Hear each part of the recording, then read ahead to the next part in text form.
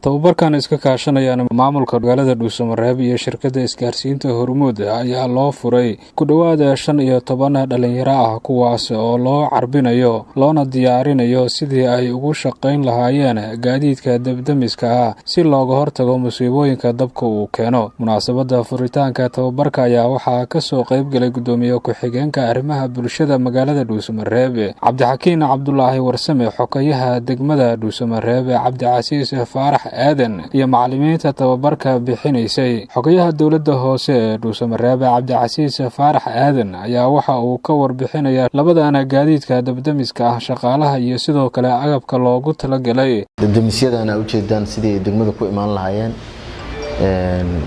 Annaguna waxaan maanta meeshaan ku daafuraynaa tababarkii. Waxaan kala wareegnay guddiga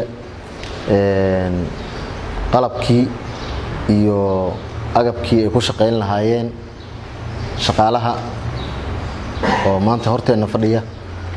Waxaan aad ugu mahadcelinayaa intii ka soo shaqaysay labada dabdamis oo ugu horeeya maamulka galmudug, ugu horeeya madaxweynaha Axmed Cabdi Kaariye Qoorqoor iyo gudoomiyaha degmada iyo guddiga iyo dhammaan bulshada qaybaheeda kala duwan.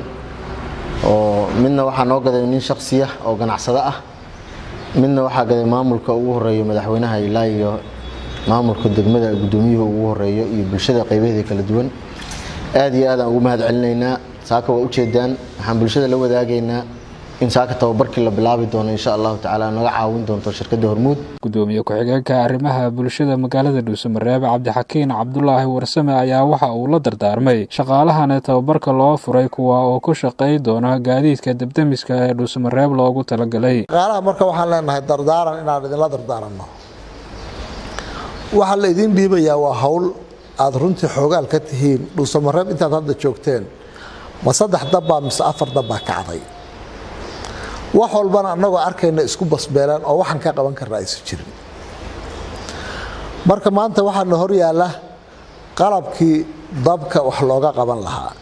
ilaahay baa badbaado leh, laakiin runtii wixii wax lagu badbaadin lahaa waan hor yaalaan. cidda maanta loo tababarayana waa tiimkan meesha fadhiya oo runtii u bareeray inay u tababartaan bulshadana wax ugu qabtaan.